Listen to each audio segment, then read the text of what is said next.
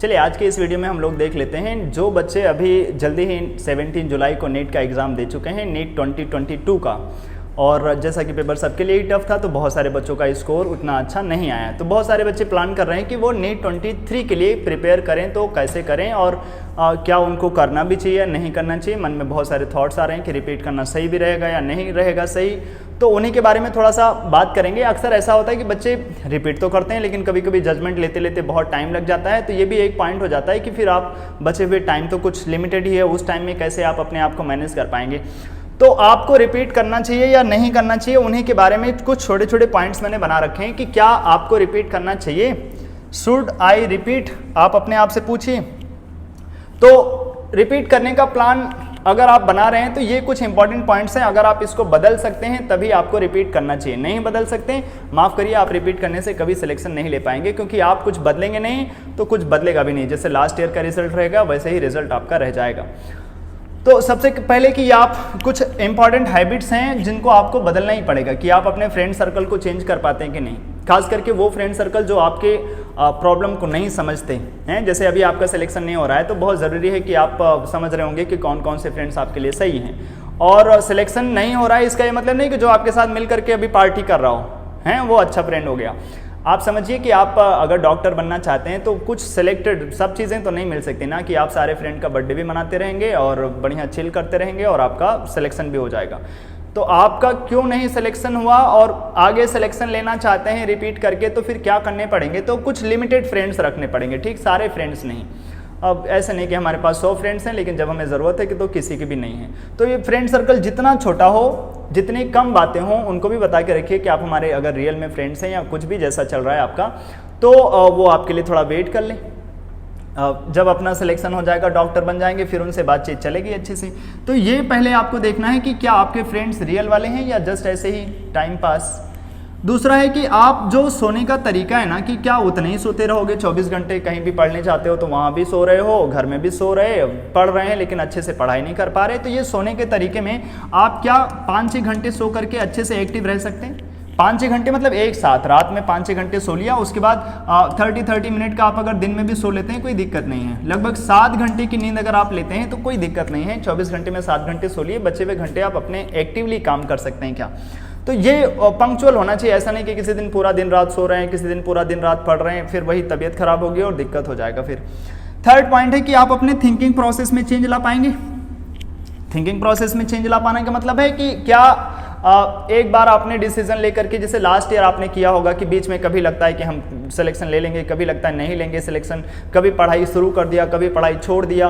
तो अगर आप इस गंदे थिंकिंग से पढ़ रहे हैं, अचानक सोच रहे हैं कि हमें रिपीट करना चाहिए था क्या, एक बार प्लान बना लिया ना कि तुम्हें रिपीट करना है और हम ये सब बिल्कुल फिक्स कर लेंगे कि हमें ये सब हमें बदल करके रख देना है, कि हम वो लिमिटेड फ्रेंड्स रखेंगे, सोने वाला साइकिल अच्छे से बना के रखेंगे और थिंकिंग बीच में जाके नहीं सोचेंगे। भाई एक बार जजमेंट ले लिया कि हम लड़ाई में, जैसे अभी कोई वॉरियर हो और पहुंच जाए कहीं पे बैटल चल रही हो, लड़ाई चल रहा हो, अब लड़ाई में जा करके सोचने लगे यार इसको मारना चाहिए नहीं मारना चाहिए। भाई ये सब बातें पहले सोचना चाहिए, ठीक। अगर ये कूड़ा चीज़ अभी आपके मन में आता है तो फिर आप समझ लीजिए गधे हैं, आपको रिपीट करने का बिल्कुल भी नहीं होना चाहिए। बीच में आते हैं ऐसे थॉट्स की रिपीट करना सही है या गलत है, लेकिन फिर अभी क्या फ़ायदा यार उसको सोच करके। एक बार प्लान बना लिया ना कि रिपीट करना था तो अभी अपना जी जान लगा करके रिपीट करना है, मेहनत करना है और क्या। बीच में ये फालतू वाली चीज़ों से बचेंगे। और अगला पॉइंट जो बड़ा इंपॉर्टेंट है, इररेगुलरिटीज़। आप 2 दिन इस टीचर के पास पढ़ लेते हैं, 4 दिन उस टीचर के पास पढ़ लेते हैं, बचे हुए टाइम आप करते क्या है फिर, टाइम पास। 2 दिन वहाँ 4 दिन वहाँ, बचे हुए 9 मंथ हैं आपके पास नीट 23 के लिए, तो ये ऐसे करते करते आपके चले जाएंगे। या कुछ बच्चे यही नहीं सेलेक्ट कर पाते, ऑनलाइन पढ़ना है या ऑफलाइन पढ़ना है। कुछ लोगों ने लास्ट ईयर रिपीट किया होगा, उन्होंने यही नहीं जजमेंट ले पाए होंगे यार कौन सा टीचर सही था अपने लिए, क्योंकि 2 महीने वहाँ पढ़े, कुछ दिन अच्छा लगा, कुछ दिन बेकार। कभी कभी ऐसा होता है यार, एक बहुत प्यारी सी लाइन है कि जिंदगी भर गालिब यही भूल करते रहे कि धूल चेहरे पर थी और आईना साफ करते रहे। मतलब समझ रहे, कभी कभी अपनी प्रॉब्लम होती है और हम हमेशा सामने वाले को ब्लेम करते रहते हैं। चेहरे पे धूल है और हमेशा बिल्कुल मिरर को साफ करके चमका रहे कि यार हमारा चेहरा चमक नहीं रहा है, जबकि हम मिरर खूब बिल्कुल अच्छे से। सामने वाले को कितना भी ब्लेम कर दोगे उससे तुम्हारी प्रॉब्लम सॉल्व नहीं होने वाली। आदत डालिए कि अपनी रिस्पॉन्सिबिलिटी लेना शुरू करें, जहां अपनी गलती है वो सही करें और इरेगुलरिटी अगर आप करेंगे ना, ऑनलाइन कहीं ज्वाइन करते हैं तो वहाँ पर रेगुलर रहिए, ऑफलाइन कहीं ज्वाइन करते हैं तो वहाँ रेगुलर रहिए, टीचर के साथ अच्छे से बात करिए, बॉन्डिंग अच्छी सी बनाइए, और नहीं तो बहुत टफ हो जाएगा ये सफ़र। और टीचर का विश्वास आपको भी जीतना होगा, जस्ट ऐसा नहीं कि पैसे दे दिए और काम हो गया। आप भी टीचर से बात करिए तो टीचर भी आपकी ज़्यादा से ज़्यादा हेल्प करेगा। और सारे टीचर यार मेहनत से पढ़ाते हैं, जिसको पास भी पढ़िए उनको अपनी प्रॉब्लम तो बताइए। आप लोग कैसा काम करते हैं कि मान लीजिए कोई पेशेंट हो और कोई डॉक्टर के पास जाए, उसको अपनी सारी बीमारी बताए ना, तो फिर डॉक्टर क्या करेगा, कुछ ही बीमारी की दवा देगा जो आप बताएंगे। फिर आप कुछ दिन बाद बोलोगे डॉक्टर अच्छा नहीं है, दूसरा डॉक्टर ले आए, उसको भी सारी दवा नहीं, बीमारी नहीं बता रहे। तो बार बार डॉक्टर चेंज करने से आपकी बीमारी नहीं दूर हो जाएगी, उसको बताना भी पड़ेगा कि अपने को प्रॉब्लम क्या है। सेम आप अगर टीचर सेलेक्ट करते हैं यार, तो 2-2, 4-4 महीने में अगर आप टीचर छोड़ते रहेंगे, लिख के ले लीजिए, आपके सिलेक्शन नहीं होने वाले, और ये ऐसे काम आपका फिर चलता रहेगा। जस्ट टाइम पास हो जाएगा, कुछ ही महीने हैं, 2-2, 4-4 महीने आप सबके यहाँ थोड़े थोड़े पैसे बांट आएंगे, बस यही होगा। तो ये इरेगुलरिटी नहीं होना चाहिए, कुछ भी हो। जैसे पढ़ाई में भी इरेगुलरिटी, आप डेली 4 घंटे पढ़ते हैं तो डेली 4 घंटे पढ़ना है। किसी दिन खुशी मन से बिल्कुल मन लग रहा है तो मन लगा के पढ़ना है, और किसी दिन मन नहीं लग रहा है तो जबरदस्ती पढ़ना है, लेकिन डेली वो इरेगुलरिटी जो है वो नहीं लाना है। अपने को पंक्चुअल बनना है, well time up to date, जो भी जिस काम पे टाइम पे करना है वो करना है। टेस्ट वही, जैसे टेस्ट में इरेगुलरिटी, आप जोश जोश में कोई टेस्ट सीरीज ज्वाइन कर लेते हैं, 2 टेस्ट देने के बाद छोड़ देते हैं, बचे हुए पैसे क्या हो गए, फ्री में बांट दिया आपने फिर। तो ये ऐसे नहीं होना चाहिए। इरेगुलरिटी अगर आप सब चीज़ों में डालेंगे तो फिर सिलेक्शन होने वाले हैं नहीं। और ये आप देख करके रहिए, इनसे जितना दूर रहें, ये सब पॉइजन है अपने लिए, जहर कैंसर है। सोशल मीडिया अगर आप ये यूज़ करते हैं और आप सोचते हैं आपका सिलेक्शन हो जाएगा, आप बिल्कुल अच्छे से डॉक्टर बन जाएंगे, आपसे बड़ा गधा कोई है नहीं। इनसे जितना दूर रहें। आपको लगता है कि यूट्यूब चलिए ठीक है, आप कभी कभी यहाँ से पढ़ने वाली चीज़ें सीख लेते हैं, लेकिन आप एक बार देखिए ना, यूट्यूब यूज़ करते हैं कितने घंटे, और कितने घंटे रियल में पढ़ाई वाला चीज़ देखते हैं। ऑनलाइन में यही सबसे बड़ी बीमारी है। अगर आप फेसबुक, इंस्टाग्राम इन सब पे ज़िंदगी बिता रहे हैं भाई, तो नंबर मिलेंगे आपको मिलीग्राम, कुछ ही थोड़े मोड़े नंबर मिलेंगे, ठीक है। और इनसे जितना दूर रहें, फेसबुक, इंस्टाग्राम, यूट्यूब बिल्कुल ब्लॉक करके बंद कर दीजिए। ऐसे जो वहाँ ऑनलाइन फ्रेंड्स हैं ना, सब गए भाड़ में, इनको बंद करके रखिए। अगर ये 5 चीज़ें आप चेंज कर सकते हैं, आपको पक्का रिपीट करना चाहिए। और रिपीट करने के बाद अगर आप ये चीज़ें फिर से बीच में करने लग गए, फिर से आप समझ लीजिए आप पुराने साल जा रहे हैं, सिलेक्शन नहीं होने वाला। इन सब चीज़ों को बदल पाएंगे तो आपका रिजल्ट भी बदल जाएगा। आपको पता भी है भाई कि अगर हम कुछ नहीं बदलेंगे तो कुछ बदलेगा भी नहीं, तो कुछ बदलना तो जरूर पड़ेगा।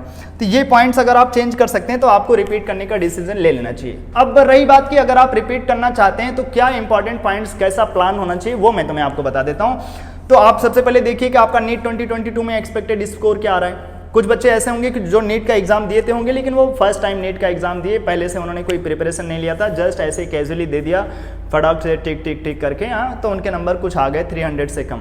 कुछ बच्चे थोड़े से सीरियस थे, लेकिन फिर भी उनके नंबर जो है उतने ज़्यादा बने नहीं, उन्होंने कोचिंग तो ली थी, लेकिन फिर भी उनके नंबर 300 के आसपास, थोड़ा सा ज़्यादा, जैसा 300 से 400 के आसपास। कुछ बच्चे ऐसे कि जो बहुत अच्छे थे और उनके स्कोर जो है 400 से भी ज़्यादा स्कोर आ रहे हैं, 450, 500 के आसपास। इसका मतलब ये बच्चों ने बहुत अच्छे से प्रिपरेशन ली। कुछ सिली मिस्टेक्स और कुछ हो सकता है हेल्थ इश्यूज़ रहा हो, या कोई ऐसी प्रॉब्लम की वजह से 10-5 क्वेश्चन उन्होंने और अच्छे से नहीं किए, इसी वजह से ये नंबर 600 के आसपास नहीं पहुँचे, नहीं तो पहुँच जाते और हो जाता सिलेक्शन। तो मेनली मैं बोलूँगा कि 2 कैटेगरीज के आप लोग हैं। एक वो जिन्होंने फर्स्ट टाइम एग्जाम दिया, पहले से ही उनके मन में था कि हम रिपीट करेंगे, जस्ट वो नेट का एक बार पेपर देखा है। और उसी कैटेगरी में वो वाले बच्चे भी हैं कि जो सीरियस थे लेकिन उनके नंबर नहीं आए। इसका मतलब आप भी बिल्कुल वैसे ही रह गए ना, जिसने ऐसे ही दिया फर्स्ट टाइम और आपने मेहनत करके भी दिया तब भी नहीं हुआ। तो ये वो कैटेगरी वाले बच्चे हो गए। और दूसरी कैटेगरी के वो बच्चे हो गए जिन्होंने बिल्कुल अच्छे से फोड़ दिया एग्जाम को, बस लक देख लें, ऐसे बोलें कैटेगरी नहीं था उनका तो सिलेक्शन नहीं हुआ। तो ये 2 तरीके के बच्चे हैं। तो दोनों को क्या क्या प्लान बना करके आगे चलना चाहिए, कैसे रिपीट करना चाहिए, तो वो कुछ इंपॉर्टेंट पॉइंट सबके लिए मैंने बना रखे हैं। तो पहला और दूसरा, जिनका स्कोर 300 से भी कम है, मतलब वो बच्चे ऐसा नहीं कि वो गधे थे, उन्होंने अच्छे से पढ़ाई नहीं किया, सिलेबस पे ध्यान नहीं दिया, या बोर्ड को फोकस करने के चक्कर में उन्होंने नीट के ऊपर ध्यान नहीं दिया, तो उनको क्या करना चाहिए, उनको एज ए फ्रेशर काम करना पड़ेगा। फिर उनको सारी चीज़ें क्लास 11, 12 फिजिक्स, केमिस्ट्री और बायोलॉजी सारी चीज़ों को फ्रेश पढ़ना पड़ेगा, सब कुछ फटाफट। और ध्यान रखिए आपको लगभग 9 महीने अभी बचे हैं, अगले साल जो आएगा अपने पास 9 मंथ अपने पास हैं। इस 9 मंथ में आपको सारी चीज़ें कंप्लीट करके अच्छे से रिवाइज भी करना होगा। तो आपको टारगेट करना है कि बचे हुए 8 महीने में हम कैसे अपने पूरे फिजिक्स, केमिस्ट्री और बायोलॉजी को पूरा हर एक चैप्टर, आपको ये बिल्कुल मान के नहीं जाना है कि ये चैप्टर आपको आता है, ठीक है। अगर आपके नंबर ऐसे हैं तो सब कुछ आपको फ्रेश पढ़ना पड़ेगा, सब बिल्कुल बहुत ज़्यादा आपको बहुत ज़्यादा हार्ड वर्क करना पड़ेगा, तभी आप डिसाइड करिए कि आप रिपीट करने के मोड में आ रहे हैं। क्योंकि अगर आपके स्कोर इससे भी कम है और आप चाहते हैं 600 700 के आसपास स्कोर लेकर चले आएँ, 650 के आसपास स्कोर लेकर चले आएँ, या एटलीस्ट सिलेक्शन ले लें, खूब हार्ड वर्क देना पड़ेगा आपको। बिल्कुल इनिशियल स्टेज से सारी चीज़ों को पढ़ना होगा, सीखना होगा। उसके लिए आपको पहले से डिसाइड कर लेना चाहिए कि आप किस जगह से, क्या रिसोर्सेज होने चाहिए आपको पढ़ाई करने के लिए, कि क्या ऐसा जजमेंट लें जिसकी वजह से हमारे ये सारी चीज़ें बचे हुए 9 महीने में अच्छे हो जाएं। जो अपने नंबर 300 से कम आ रहे हैं या 300 के आसपास आ रहे हैं, तो कैसे हम इनको बूस्ट करके 500, 50, 80, 90, 600 के आसपास पहुंचाएं, 600 से ज़्यादा लेकर जाएं। तो सबसे पहले मैं आपको बता दूं कि अगर आप ऑफलाइन में रहेंगे तो आपके लिए फ़ायदा रहेगा, क्योंकि आपने देखिए ऑनलाइन में होता यह है कि आप कुछ दिन तो सीरियस रह सकते हैं, लेकिन फिर मेंटल स्ट्रेस और आप वीडियोस इतने फॉलो कर करके सीख नहीं सकते। इसलिए आपके पास ऑफलाइन टीचर्स होने चाहिए, फिजिक्स, केमिस्ट्री, बायोलॉजी, जहां भी पढ़िए दिल लगा करके टीचर पे विश्वास करिए और उसको जान लगा करके उनसे अपने सारे प्रॉब्लम्स बताइए, उनसे सारे प्रॉब्लम्स पूछिए और खूब बिल्कुल जान लगा के वो जो भी टेस्ट लेते हैं सर बिल्कुल सीरियसली टेस्ट दीजिए, डाउट्स पूछिए, उनके साथ बने रहिए, ठीक है। और ऑनलाइन मोड में आप मेरे हिसाब से जाने से बचें, क्योंकि आप फिर इतना सारा ऐसे आप अगर एक्सेप्शनली बहुत अच्छे से सीरियस हैं तो कर भी सकते हैं, लेकिन मोस्ट ऑफ द टाइम आप ऑनलाइन में बिगड़ने के चांसेस बहुत ज़्यादा हैं। पता चला कोई चीज़ देखने गए, फटाक से किसी का ऑनलाइन में मैसेज आ गया और आप जुड़ गए 5-6 घंटे उधर ही। अक्सर ऐसा हो जाता है यार कि माइंड बहुत जल्दी डाइवर्ट हो जाता है, तो मोबाइल बिल्कुल स्विच ऑफ करके फेंक देना है। आपको ऑफलाइन मोड में अच्छे से पढ़ाई करनी है, ठीक है। ये नहीं कि आपको लगता है ऑनलाइन बड़ा फ़ायदा है, तुरंत हम चीज़ें सर्च कर लेंगे, यूट्यूब पे सीख लेंगे, वो कर लेंगे। तुम्हें भी जानते हो कि 2 मिनट सर्च करते हो, उसके बाद 4 घंटे तुम्हारे टाइम ऐसे ही चले जाते हैं, वो अपने आप डिस्ट्रैक्शन हो ही जाता है ऑनलाइन चीज़ों से। तो कोशिश करिए कि हम ऑनलाइन से बचें। अगर आप बिलो 300 या 300 के आसपास स्कोर लेकर आ रहे हैं, ऑफलाइन में टीचर्स को ज्वाइन करिए। हाँ, कोई सब्जेक्ट आपका अच्छा नहीं हो रहा है तो ले लीजिएगा। कोई ऑनलाइन में सिस्टम अगर आपको लगता है कि हमने यहाँ से अच्छा किया था और अच्छा कर सकते हैं, तो वो चीज़ें आप ज्वाइन कर सकते हैं। लेकिन अगर आपने सारे सब्जेक्ट को ऑनलाइन में सेलेक्ट कर लिया ना, बहुत टफ होगा। आपको भी पता है कि सारी चीज़ों को ऑनलाइन में मैनेज कर पाना बहुत ज़्यादा दिक्कत हो जाता है। और अगर आप त्रिपुरा स्टेट से हैं तो आपको ये भी पता होना चाहिए कि कितने बच्चों में कंपटीशन है। तो आप अगर कहीं ऑफलाइन ट्यूशन करते रहेंगे तो आपको पता चलेगा कि कैसे हम अच्छे से किन के बीच में कंपटीशन है, हम किन से आगे हो रहे हैं, किन से पीछे हो रहे हैं। तो एक एनर्जी बनी रहती है बाहर निकलने से। अगर घर में बैठे रहेंगे कभी कभी ज़्यादा स्ट्रेस हो जाएगा, ओवर थिंकिंग के तुम्हारे पास प्रॉब्लम हो जाएंगे, जल्दी डिप्रेशन वाली चीज़ें आ जाती हैं। सीखते सीखते तो चले जाओगे बहुत जल्दी, लेकिन फिर वो ऐसा लगेगा यार सीख तो गए थे लेकिन फिर से भूल गए। लेकिन कहीं ऑफलाइन ट्यूशन लेते रहोगे तो फटाफट थोड़ा ना थोड़ा रिविजन चलता रहेगा, कुछ टेस्ट होते रहेंगे और कुछ कंपटीशन आपको क्लियर होता रहेगा। तो कोशिश करिए ऑफलाइन ज्वाइन करिए, ऑनलाइन वाली चीज़ों से बचें मेरे हिसाब से, क्योंकि आप यहाँ पर ज़्यादा डिस्ट्रैक्ट हो सकते हैं। और अगर आपके इस तरीके के स्कोर आए हैं तो रिपीट करना सही डिसीजन रहेगा जब आप अच्छे से वो 5 हैबिट्स को चेंज करेंगे और ऑफलाइन मोड अच्छे से ज्वाइन करेंगे। सारी चीज़ों को बिफोर 8 मंथ आप कंप्लीट करेंगे। और ध्यान रखिए टेस्ट आप स्टार्टिंग से देना नहीं शुरू करेंगे।